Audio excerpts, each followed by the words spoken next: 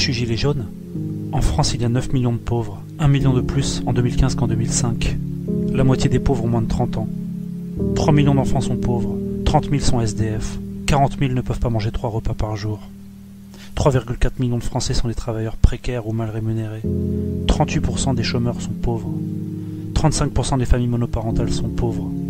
Le chômage cause la mort de 14 000 Français par an. Un quart des agriculteurs, des artisans, commerçants et chefs d'entreprise sont pauvres. 28% des citoyens ne peuvent pas se payer une semaine de vacances au moins une fois dans l'année. 20% des Français disent avoir du mal à faire 3 repas par jour. 19% des parents confient leurs difficultés à payer la cantine des enfants. Mais rassurez-vous, nos élus ont la solution. Aligner le SMIC sur le seuil de pauvreté. Augmenter le coût du carburant, de l'électricité, de la nourriture et de tout un tas d'autres dépenses contraintes. Vous me demandez pourquoi je suis gilet jaune? En France en 2018, au moins 566 SDF sont morts dans la rue. En moyenne, ils avaient 48 ans.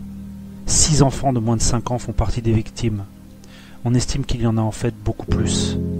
On estime qu'il y a eu au moins 13 000 personnes mortes dans la rue entre 2012 et 2016, soit 100 fois plus de morts que lors des attentats du 13 novembre 2015. Mais rassurez-vous, nos élus ont la solution. Ils mettent en place des dispositifs anti-SDF pour les chasser, et ils amputent de 57 millions d'euros les crédits des centres d'hébergement et de réinsertion sociale. Vous me demandez pourquoi je suis gilet jaune? En France, pendant que les pauvres qui enfilent un gilet jaune pour lancer un cri d'alarme sont traités de foules haineuses qui ne savent même pas pourquoi elles manifestent, les riches se goinfrent, avec la complicité des politiciens. Les inégalités de revenus sont insupportables. Les 10% des Français les plus riches possèdent 10 fois plus que les 10% les plus pauvres, soit plus du quart des revenus sont entre les mains d'une minorité.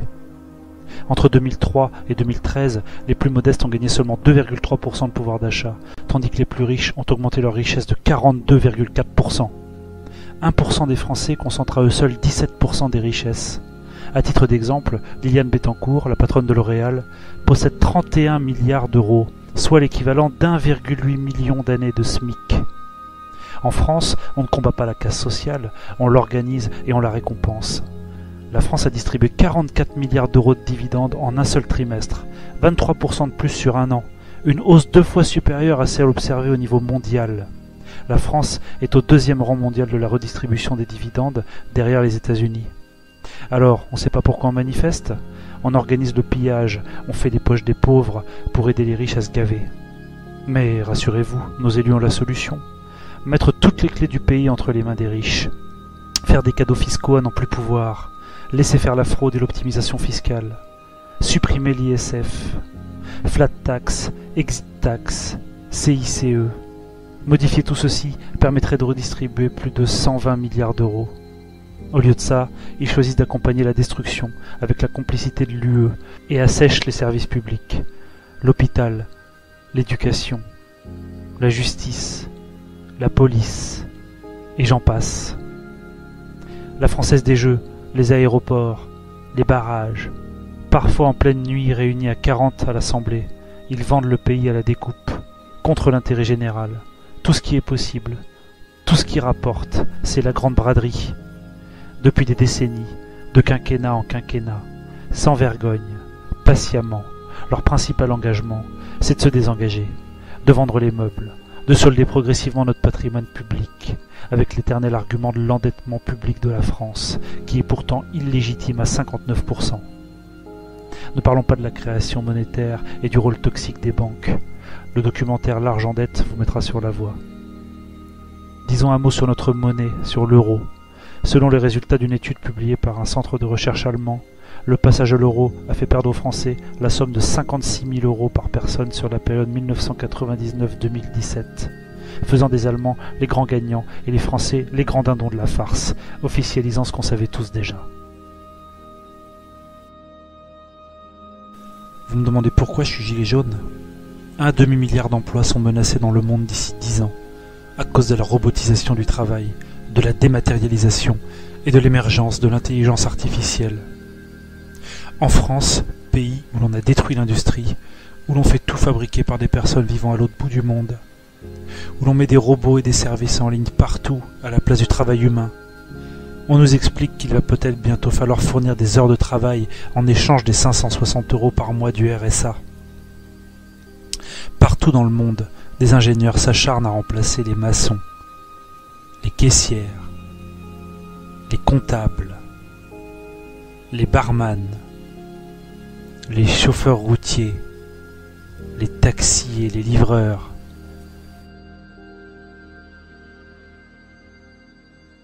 cuisiniers, les serveurs, les vendeurs, les policiers, les médecins, même les juges et bien d'autres. La boîte de Pandore est ouverte. Le reste est à la merci de l'ubérisation et des privatisations à marche forcée, où l'on remplace les contrats de travail réels par des missions précaires, où la force de travail devient jetable et corvéable à merci. Le but, faire des économies, gagner toujours plus, toujours au détriment des hommes et des femmes, et de l'avenir de nos enfants. Les moyens de contrôle via la technologie sont également très préoccupants. Edward Snowden et Wikileaks nous l'ont révélé. On parle de supprimer l'argent liquide, avec toutes les conséquences ignobles que cela entraînerait en termes de liberté individuelle.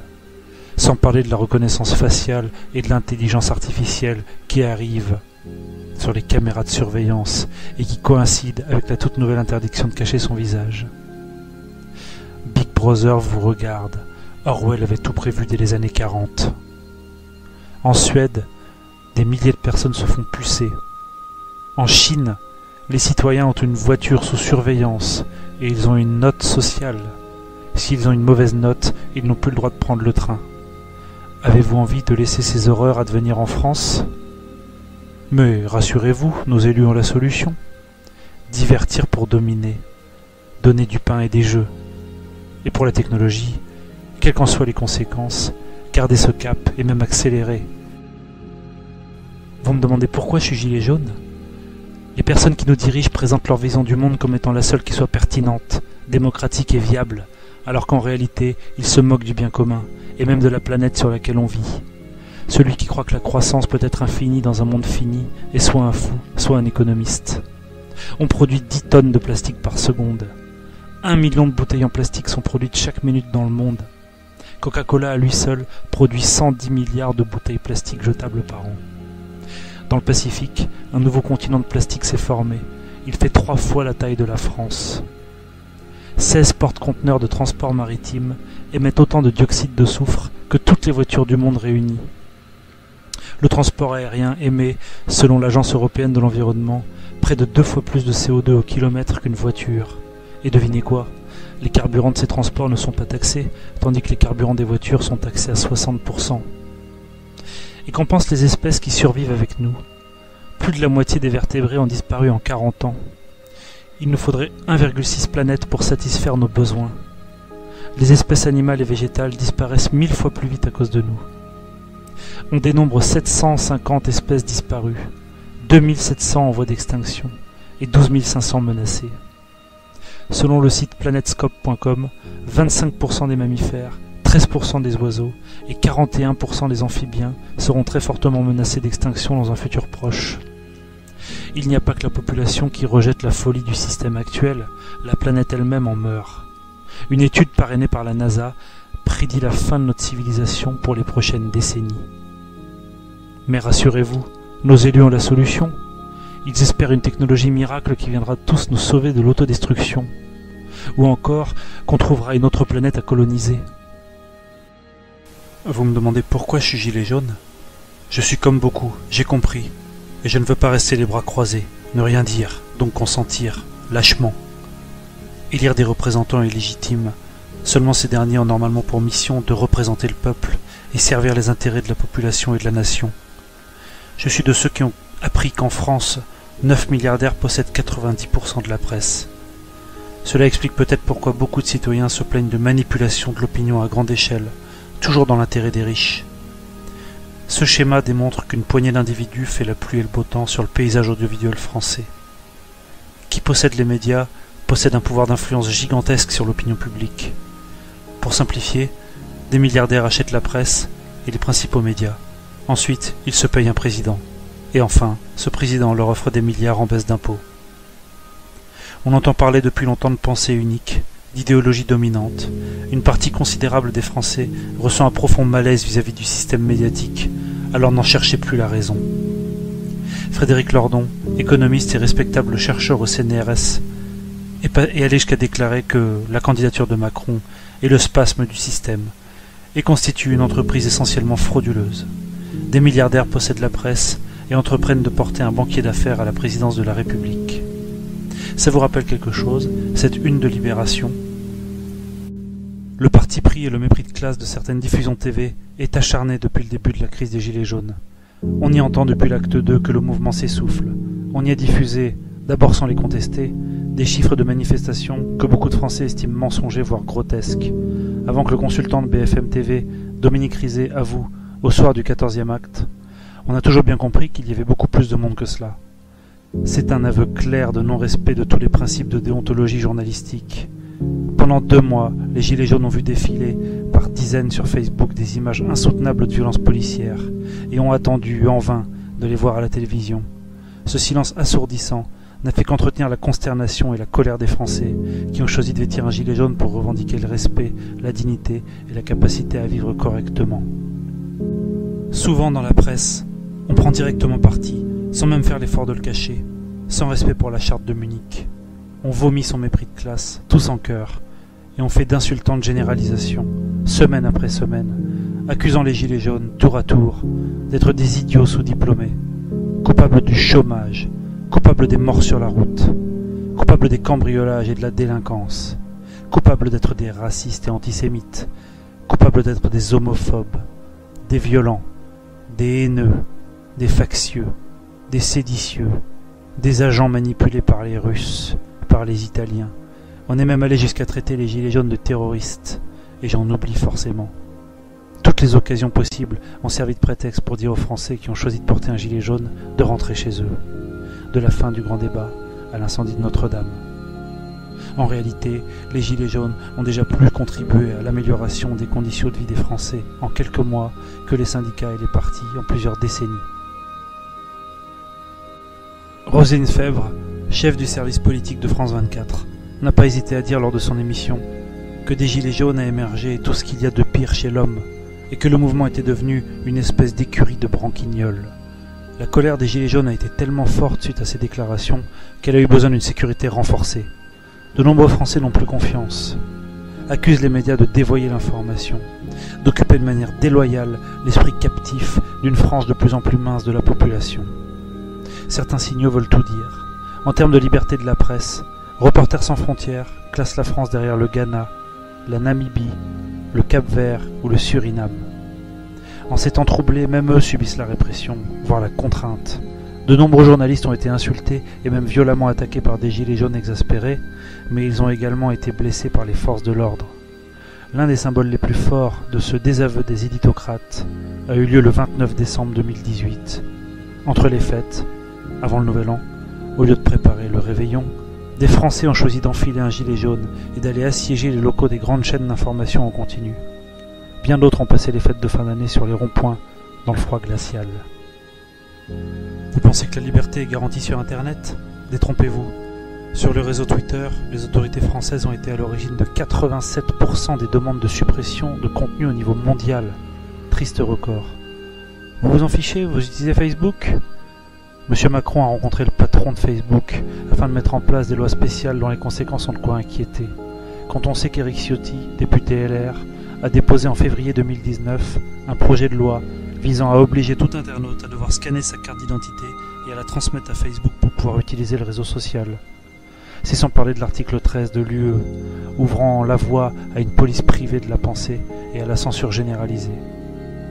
Mais rassurez-vous, nos élus ont la solution.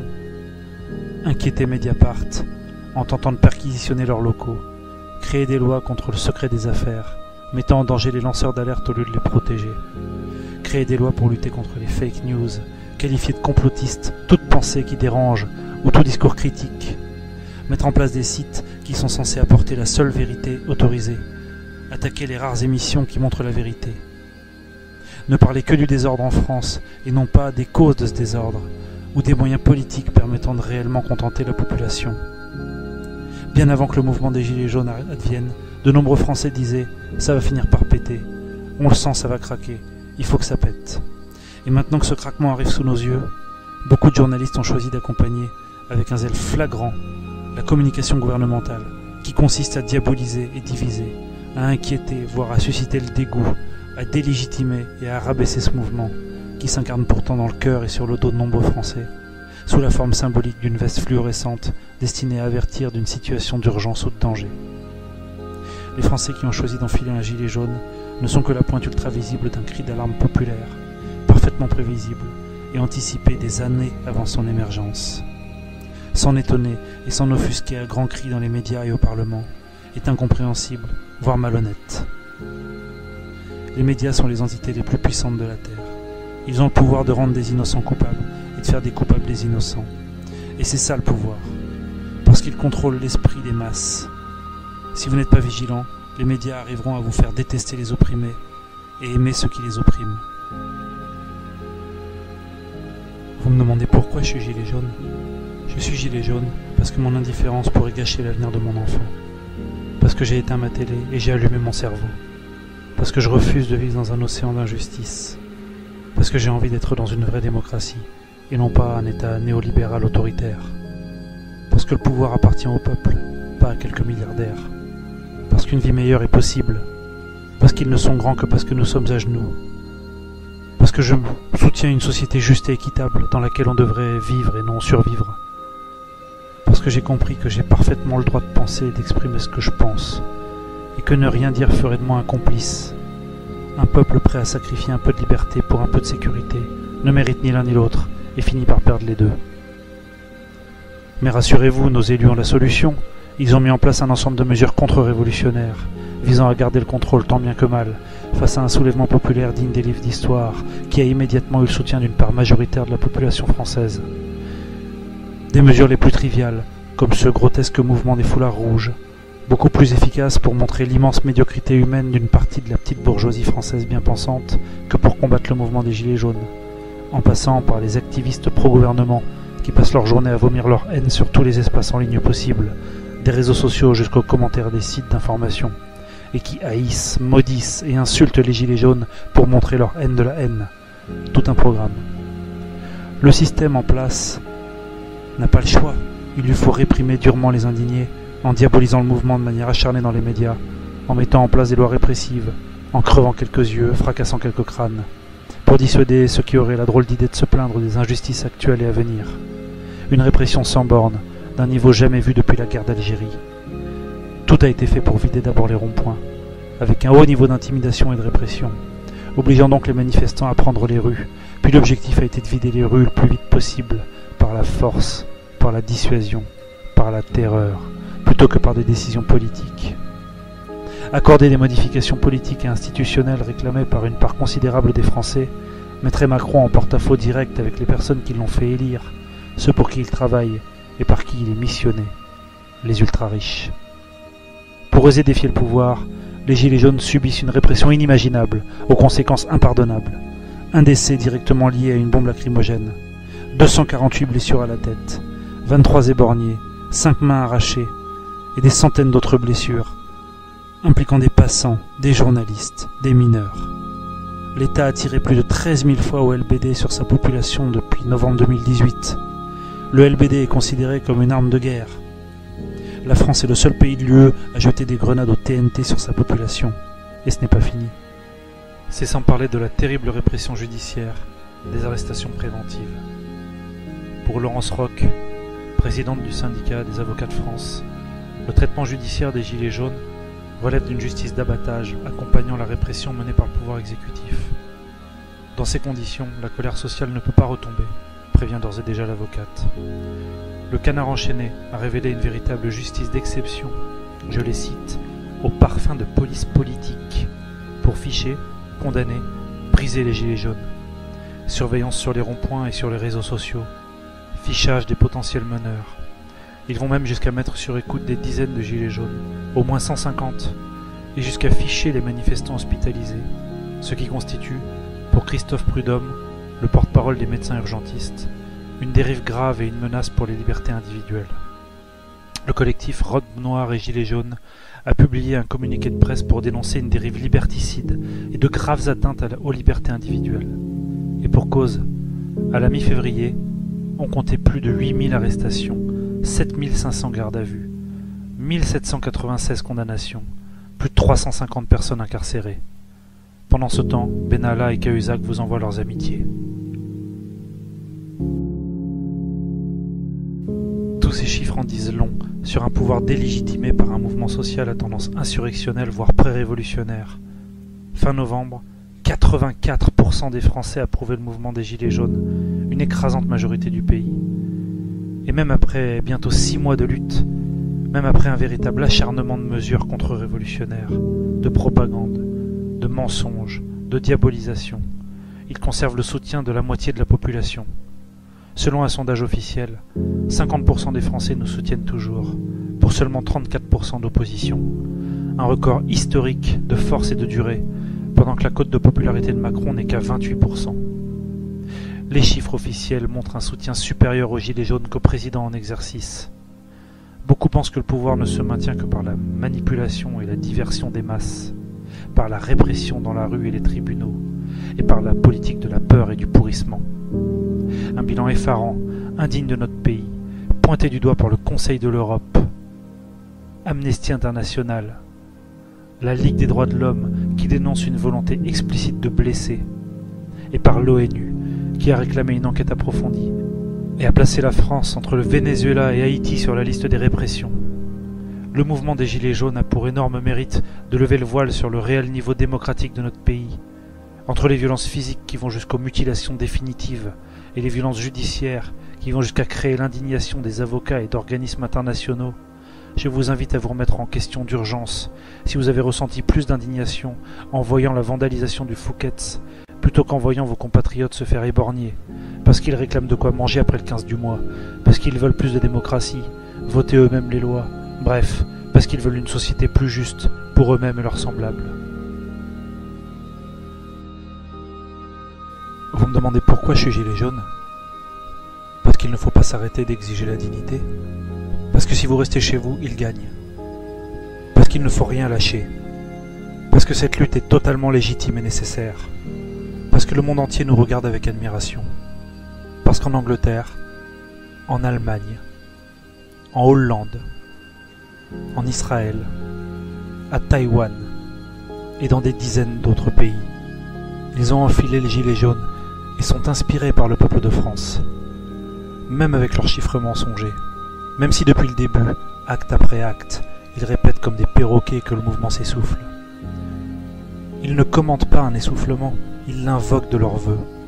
Même s'ils font tout ce qu'ils peuvent pour nous affaiblir, par toutes les stratégies possibles et cumulées, même en essayant de retourner le reste de la population contre nous, en expliquant tous les jours que nous sommes plus qu'une poignée d'illuminés violents, nous sommes toujours là, et notre légitimité est intacte.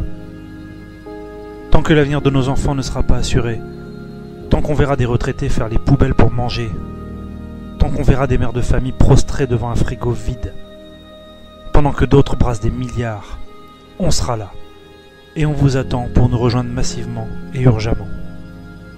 Écoutez votre cœur plutôt que votre peur, car 23 borgnes, c'est 23 de trop, mais ça représente statistiquement très peu de martyrs face aux millions de manifestants qui ont foulé les rues et les ronds-points depuis les derniers mois et qui sont rentrés chez eux sains et saufs. Ils comptent sur votre peur pour vous tétaniser, leur désinformation faisant le reste. Parce que finalement, si vous manifestez pacifiquement en début d'après-midi, si vous mettez du jaune aux fenêtres de votre maison, sur le tableau de bord de votre voiture, si vous réinformez autour de vous, avec fierté et conviction, si vous distribuez des tracts, si vous partagez ce documentaire partout, si vous participez aux assemblées, aux agoras et aux diverses actions, si vous signez des pétitions, si vous boycottez les marques indignes, si vous consommez le minimum, si vous portez une écharpe jaune tous les jours, si vous faites des maraudes, que vous donnez de la nourriture aux sans-abri, vous ne risquez rien et vous faites beaucoup. Les gilets jaunes savent déjà que c'est le contraire. C'est en ne soutenant pas le mouvement que vous laissez le champ libre à un avenir sombre. N'oubliez pas que vous avez le droit de vous indigner, de montrer que vous êtes opposé aux orientations politiques du gouvernement en place. Il n'est en aucun cas illégal ni interdit d'être un opposant idéologique ou politique. contrairement à ce qu'on aimerait vous faire croire. On cherche à vous impressionner, à vous intimider, à cultiver votre lâcheté et votre passivité. Il y a plus dangereux que le bruit des bottes, il y a le silence des pantoufles. Et comme le disait Albert Einstein, le monde ne sera pas détruit par ceux qui font le mal, mais par ceux qui les regardent sans rien faire. Ce document ne dit pas tout. Il ne montre qu'une petite partie de tout ce qu'il y aurait à montrer. Il y a tellement d'autres dérives hallucinantes qu'il serait vain de tenter de toutes les rassembler dans un film d'une durée raisonnable. Pour comprendre l'étendue du malaise, pour bien avoir conscience de la légitimité totale de cette envie de changement qui émane des entrailles les plus profondes du pays, intéressez-vous par exemple à la liste des affaires politico-financières de la Ve République depuis les années 80. Vous allez tomber de haut. Vous n'allez pas en croire vos yeux. C'est en libre accès sur Wikipédia, bien souvent avec tous les détails, et ça vaut vraiment le détour. Pour bien vous convaincre, si besoin était encore, qu'il faut changer les choses. Alors que faire? Je ne prétends pas avoir la solution, mais vu la situation actuelle du pays, vu la détermination d'une partie impressionnante de la population, tout est possible. Nous allons voir dans quelques instants quelles sont les revendications concrètes et officielles du vrai débat des Gilets jaunes. J'aurais cependant une suggestion à faire, qui n'engage que moi. Les Gilets jaunes peuvent prendre le pouvoir, légalement, sans putsch. Comment? Le principe du cheval de Troie. Nous avons 3 ans. On peut imaginer, et j'ai bien dit imaginer, d'ici 2022, qu'un gilet jaune de la première heure, ayant la confiance de l'ensemble de la famille des Gilets jaunes, soit d'abord désigné par une assemblée générale de Gilets jaunes, obtienne 500 signatures auprès des maires de France, et se présente comme candidat aux élections présidentielles. Le but? Être notre cheval de Troie. Par les voies électorales, donc en toute légalité, il viendrait mettre en application toutes nos revendications, et pourquoi pas celle de rendre immédiatement au peuple les clés du pouvoir. Il modifierait la Constitution de manière à mettre en place le Ric-Carl, et de manière à instaurer un fonctionnement de démocratie directe, par le tirage au sort d'un tout nouveau Parlement, constitué de citoyens de toutes classes et de tous horizons, encadré d'experts apolitiques et révocables. Cette option politique, totalement recevable, légaliste, de démocratie réelle et directe, serait proposée aux Français, qui la choisiraient ou la rejetteraient.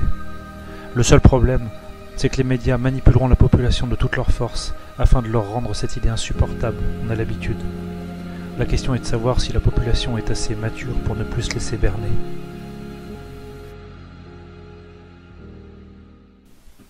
Le savoir est une arme, maintenant vous saurez.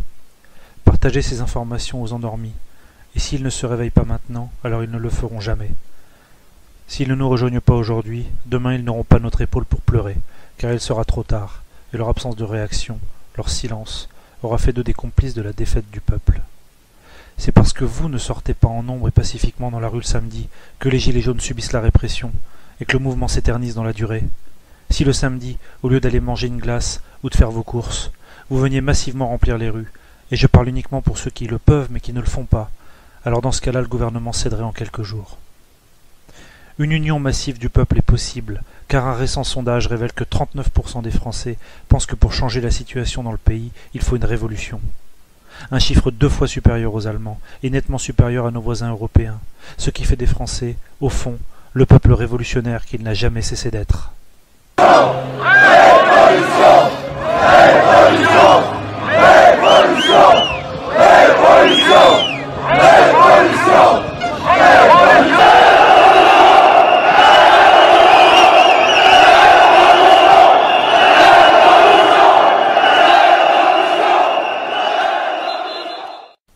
Ce qui se déroule sous nos yeux nous prouve que la France a rendez-vous avec l'histoire. Vous me demandez pourquoi je suis gilet jaune? Non, c'est moi qui vous demande pourquoi vous n'êtes pas gilet jaune.